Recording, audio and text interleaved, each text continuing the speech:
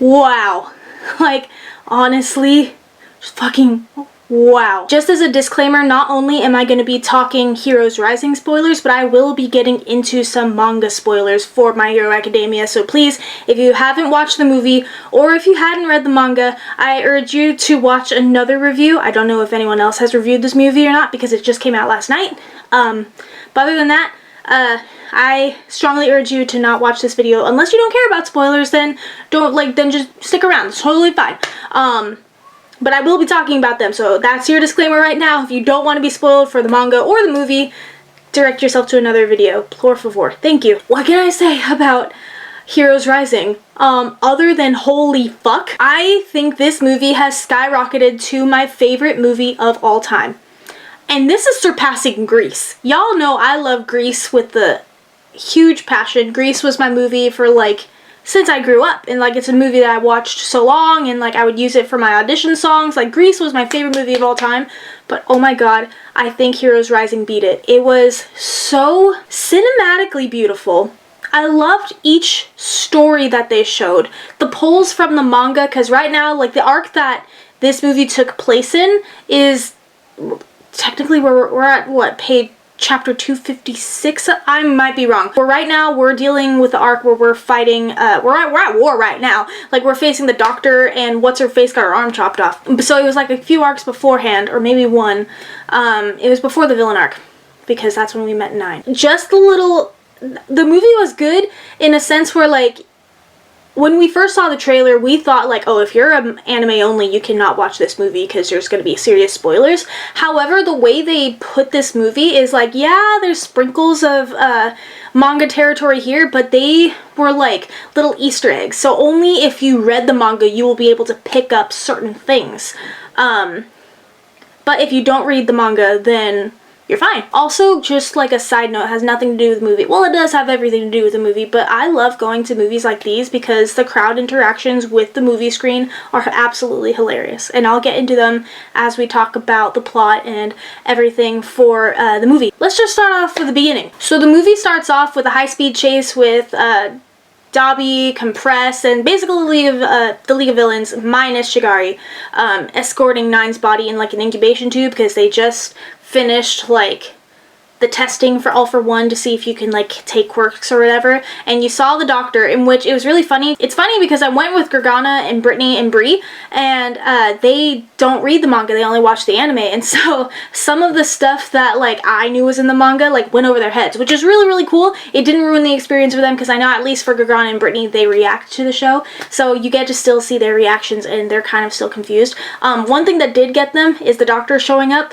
because it took them a minute to realize that that doctor was the same doctor that told Izuku that he didn't have a quirk and he's quirkless. And which leads everyone to speculate, was the doctor lying? Was Deku actually quirkless, or did he have a quirk that even Deku doesn't know about? Could just be him crying profusely, because oh my god, those water fountains out of his eyes. Anyway, so you start with this high-speed chase, and it was already right off the bat super intense, and ooh, that hurt. It was already super intense, and then you see the pro heroes trying to go after him, and then you see Endeavor, and then that one clip of just Dabi was Endeavor. He said it twice when he sees him, and the fire went at each other, and then right as he's leaving, he's Endeavor. I'm just tell us you're a Todoroki already. We already know it, but come on, we want confirmation. I swear to god, if he's not a Todoroki, Hori is playing the long con. The long con. He's just gonna sweep us the rug out of our feet. He's yeah, he's not a Todoroki, guys. Chill. But yeah, I love the beginning. I love the idea of because where we are at now, the government's hey, we should really prepare these students for becoming hero work. And I really like the idea of them they're in charge of an island, and there's only 1,000 people on the island. That sounds like a lot, but retrospectively, it's not a lot of people. Divided with 24, there's 20 students. Divided by 20 students, that's not bad. And the way they had their system set up, I felt they really got them into the rhythm, and I feel they took some of the stuff they learned from their internships. For example, Kirishima with Fat Gum, and obviously Izuku with Night Eye before he passed away, and Bakugo with Best Jeanist. And at this point, I think they have trained with Endeavor at this point. At least Bakugo, Todoroki, and Izuku have. I don't remember. I might be confusing like this the Endeavor arc when they choose their. I think that's after. So they probably haven't trained with Endeavor yet. Anyway, getting ahead of myself. But at least they have some sort of like pro hero training under their belt. So now they're actually putting this to the test. And yeah, for the most part, like it should have went off without a hitch. They weren't expecting 9 to come after the little boy whose name I can't remember. And it made sense why his sister was so protective. Like, it's not that she hated heroes. It was because she was very protective of her brother and she doesn't want her brother getting hurt. And that was something that Izuku can relate to. Is that a fire truck? So sorry. I live next to a firehouse. So it was really, really sweet and really funny. Like, honestly, I loved all of the Class 1A interactions, because a lot of the students who don't usually get a shine in the manga or the anime, they really got a shine. Like, Ojiro, he was a fucking star. Like, him, like, defending the beach against that wolf dude, and just he was owning it. I really like the Twinkling Hero. He really pulled his own and it was really sweet. I'm jumping ahead, but like, he literally gave it his all. And then when Sero and Uraka were about to go down again by 9, and he's like had his arm around Momo's like shoulder, and he like did like one last beam in a last ditch attempt to like save them. Just like the heroes really went off. And like, okay, I really don't like Mineta at all. Like, I don't like him at all. But he actually did a really decent job trying to help, like, stop 9, because he used his quirk, because he's very much a support hero, you know? And so, that's another thing. I'll note that later. But Mineta, he got all of the rocks and, like, he entrapped him, and which, if it was a regular old villain, that would have been cool, but this was 9, and he just overpowered him. And, like, the attempt was there, and he actually did a really good job. As much as I hate to say it, I still don't like his character, and I don't like how pervy he is, but he actually did a decent job. I have to applaud him for that. That was pretty badass. And Bakugo, like, not wanting to do any hero work because he wanted to stay with the villains, like, that was really, really funny. Bakugo, so many moments where I was just like, he's my favorite character. You guys know that Bakugo is my favorite character on My Hero Academia. And so when he was just being an idiot, I was just laughing, because like, this fucking dumbass. When he was yelling at the little girl for using her quirk as an illusion to lure them and pretend that there was a villain, and like he was yelling at her, I like lost my shit. I'm like, this dumbass that I love very, very much. I hate you and I love you. Another thing that I really liked was their teamwork. They were able to work together, and you saw like students who don't usually work together that way. So I really liked Sero and Uraka, even though we saw them a little bit for the hero licensing exams. That was a lot of Z's. Say that 5 times fast, guys. You saw them work together a little bit, but not a lot, and so that was really, really cool. And just seeing, like, for example, another example is Tomoyami and Mina. They were in the cave fighting the hair bitch, and I was expecting Mina to be like a upfront hero. She was actually being support and like getting like the tops of the cave to come down on top of her while she was fighting Tomoyami. Tomora's completely different. That's a villain. And so it was really cool to see all like the different team ups, and of course like I freaked out, the whole theater freaked out when like the first group of teams where it was like Kaminari, Kirishima, and Bakugo, like it was awesome. It was awesome. I loved this fucking movie so, so much. There wasn't really anything bad that I saw with the movie. Personally, I didn't see anything wrong with the movie. I think it was perfect. And another thing I wanted to note was Hori, he said that the ending for the movie was a possible ending that he was considering for the manga. Like, he was considering ending the manga with Izuku giving Bakugo all for one. Or one for all, and using that to stop the villain. And even though he would be quirkless after, he did everything. That's the story of how he became the greatest hero. He might not have a quirk anymore, but he did everything and he saved everyone on the island. And what better hero than that? Sacrificing everything for the greater good. And so honestly, if he would have done it in the manga, I probably would have screamed and cried. Okay, I did scream and I did cry during the movie when that happened.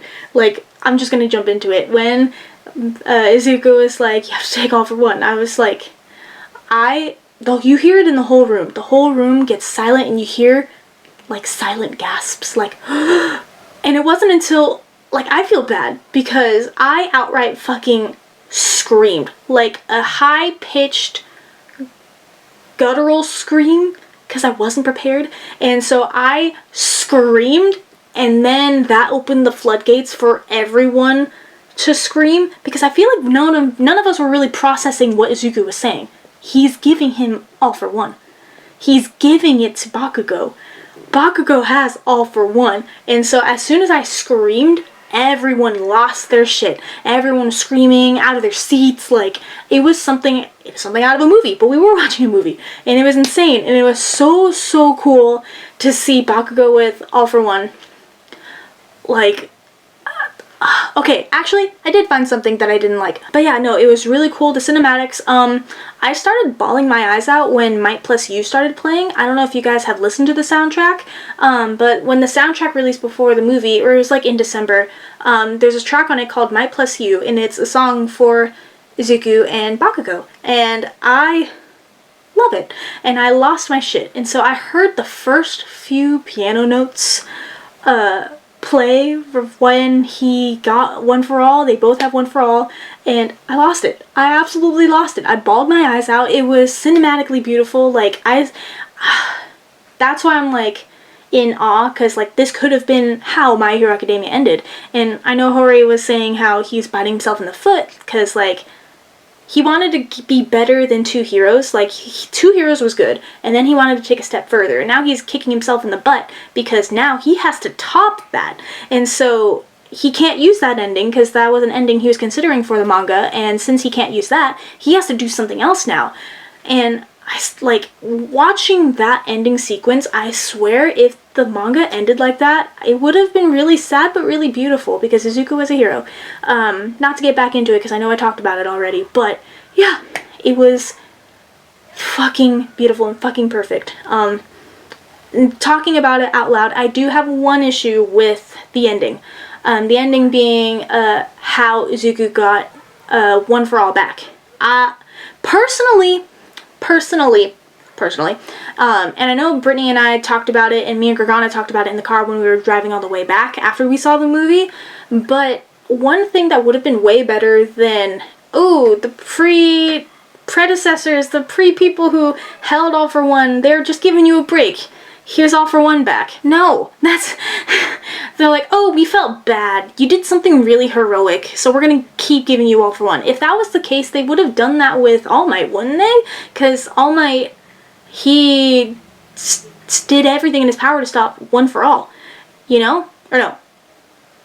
All for One. Did everything to stop him, the bad guy. If that's the case, like, that shouldn't have, I don't know, it just, like, that ending, like, Izuku getting his quirk back, it just didn't sit well with me. It was a nice sentiment, but I think, personally, in my head, I'm doing this headcanon. This is my headcanon for what happened. Because Izuku was talking to All Might, and he's, like, crying, saying, like, I know you trust him, and, like, you trust him with a secret, and Bakugo is a really good holder, and I know you trust him, la la la. I think it's perfect, and I'm sorry.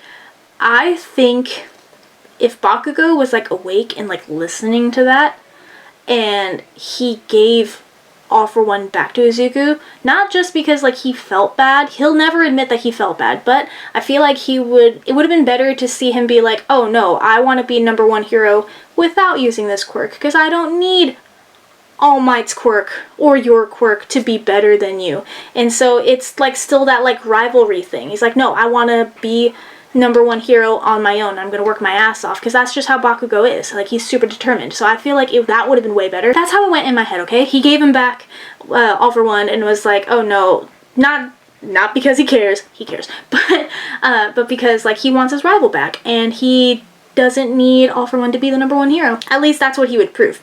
That's how I'm ending it in my head. And I understand that Bakugo had to forget that he had carried One for All, just because if you go back into the manga and like he all of a sudden doesn't remember, like, I get it, but part of me really wants Bakugo to pretend that he didn't remember just to make Izuku feel better. That's just another headcanon. That's more like me shipping it, because I ship it. Like, guys, I ship it. a lot. But it's fine. The main thing that really bothered me was how he got One For All back. Which, oh my god, the trailer really got me because I thought that 9 was going to take his quirk and that was going to be it, and I was like, oh fuck. He already had 9 quirks, and the only reason he could take the kid's quirk is because it was the same quirk, but it just wasn't compatible to his blood type, which was blood type B, not A, which is what the father had. But yeah, that was my only issue with the plot, to be honest. I loved all the fight sequences. Todoroki with like going below 0 and like going against that one like wolf dude and just, oh, that was so good, so good. Todoroki, all of them did really good. Like, they used fucking Kaminari as a lightning rod. I'm like, I was wondering where the fuck he was during that fight, because we saw everyone was doing really good, but he was using him as a lightning rod. I'm like, I fucking hate these fuckers. I love them. But everyone did so good. One thing I did want to note was Tokoyami, when he saw Mina go down and he lost it, I instantly was reminded of Naruto Shippuden when Hinata dies and Naruto gets so overwhelmed with anger that he turns into the Six Tails. Like, he goes like Six Tails mode and like fucking annihilates pain. That's what I thought of, because the way Tokoyami like looked at that and like he was like, no, and like Dark Shadow took over. I'm like, dude, whoop her ass, kick her ass. So like, it was awesome. The villains were actually really cool, really good looking, and I'm really ashamed to admit that. But yeah, no, I really like the villains. I really like 9. I don't remember the other ones, but it was a interesting sentiment, and it was really cool seeing Shigari like as like 9 was dying. He's like, oh well, the test.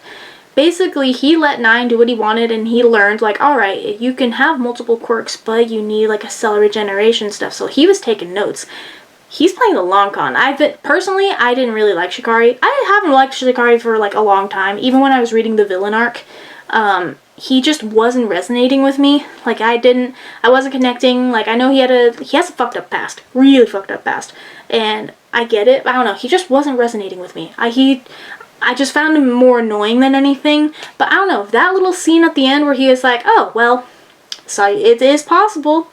And you showed me the do's and do nots and the flaws with this plan. So thank you. And he totally just killed 9. I'm like, oh, that's really smart of him. I know he's had smart moments, but I don't know. None of them clicked until that moment. So I'm kind of a little bit more appreciative of him as a villain, because he's the main villain and you have to, like, appreciate him.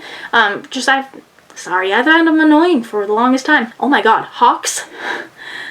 This was like Hawks' debut. He's still in the manga. We got like little pieces of him in the anime, but like not to the full extent. And I loved that in the movie you hinted that he's a double agent, but no one really caught it, because like Hawks interrupted him like, hey, I need you to get more information. Can you do that with the lead? And then Hawks interrupted us like, yeah, I'll learn it. Like, la. Like, if I hadn't read the manga, I don't think I would have caught that, because I know Brittany and Gargana and Bree, they didn't catch it, that he's a double agent, and he killed Best Jeanist. Allegedly. We don't know. He probably did. We saw it in sub. We're actually going to go see the dub version on Sunday, because I really want to see the dub, and I appreciate both sub and dub anime, especially with My Hero, because I feel like they did really good with the dub casting, and I don't say that about a lot of anime. I prefer sub. I'm a sub only. When I watch anime, I have to watch it in sub. But a few dubs that I can get away with. And so we're going to go on Sunday to go watch the dub version. And so I'm super excited to see that cast's performance. But yeah, Hawks did amazing. I loved all the team-ups. I now ship Sero and Uraka because, oh my god, the way he like saved her. He could have left her ass for dead when he like used his quirk to like go save her and stuff. The kids are adorable, and I really love that. There were so many comparisons I saw on Twitter, but I love the comparison of Deku, All Might to Deku as Deku is to Mahiro? No, Mahiro is not the kid's name. That is a character from Servamp. I just really liked it in the end when he's like, you can be a hero, because that's what All Might told Deku, and now he's telling it to the boy. I'm just like, oh, yes, so fucking cute. I loved it. And then I saw like the parallels of Izuku like running to the sludge monster, and like he's encased in all white running to go save Bakugo, and it was the little boy running to go save his sister after she was like being choked by 9. Like, that was really fucking sad, and I'm so happy. Bakugo and Deku have come so far in their relationship, and they are rivals, but they're also wanting to make each other better. And so their teamwork was insane. Their drive is insane. They both wanted to save the kids, and just, it was beautiful. Absolutely beautiful. You captured Bakugo perfectly.